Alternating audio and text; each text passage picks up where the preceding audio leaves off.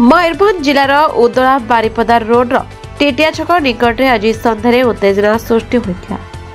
जड़े बीजेपी विधायक car सेमानक moped को धक्का देवारु एक दंपति गुरुतर आहत होती। घटना अनुसार खुंटा अंचल बासिंदा दंपति साप्ताहिक बजार घर को फेरुवा समय एक द्रुतगामी स्कॉर्पियो सेमानक मोपेड को धक्का देता।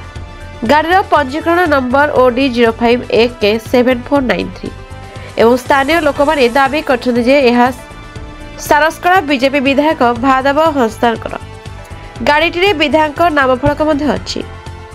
धक्का एते जोरे थिला जे स्कॉर्पियो दंपति मोपेड को किछि मीटर पर्यंत टाणी निकला। मोपेडटी रास्ता पार्श्व थिबा एक गछरे पिटी होई अटकी जाइथिला।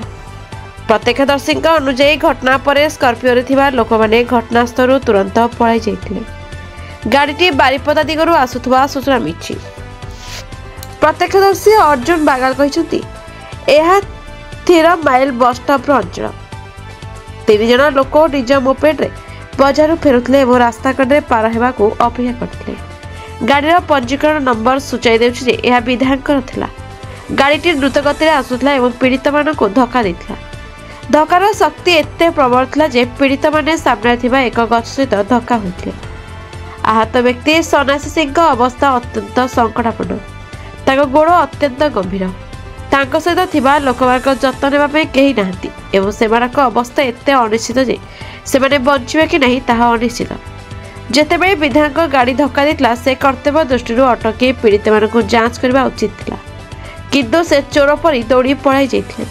आमे दाबी करछु जे विधायक आहत मानक सुस्थ हेबा पर्यंत सेमानक जत्न नियंतु। गुरुतर आहत दंपति को स्थानीय बासिंदा सहायता तुरंत पीआरएम मेडिकल कॉलेज एवं हॉस्पिटल को निया जाइथिला, जेउठारे सेमानक चिकित्सा चली। दुर्घटनार खबर प्रसारित होगा पर लोक मैंने उत्तेजित हो उठिथिले। न्याय दाबी करी ग्रामवासी माने उदला बारिपदा रास्ता अवरोध करथिले एवं रास्ता टायर जाई प्रतिवाद करथिले। यह अंचल एक उत्तेजनापूर्ण परिवेश सृष्टि करथिला एवं यातायात को संपूर्ण बाधाप्राप्त करथिला। सूचना पाइबा परे खुंटा पुलिस घटनास्थल पहुंची विक्षोभकारी को शांत करने को चेष्टा करथिला। तथापि घटनास्थल उपस्थित लोक मैंने कार्यानुष्ठान दाबी करी पुलिस उपरे दोषी विरोध में तुरंत कार्यानुष्ठान ग्रहण करने को चाप पकाइथिले। परिस्थिति उत्तेजनापूर्ण रही एवं जनसाधारण क्रोध स्पष्ट भाव में देखा जाउछि।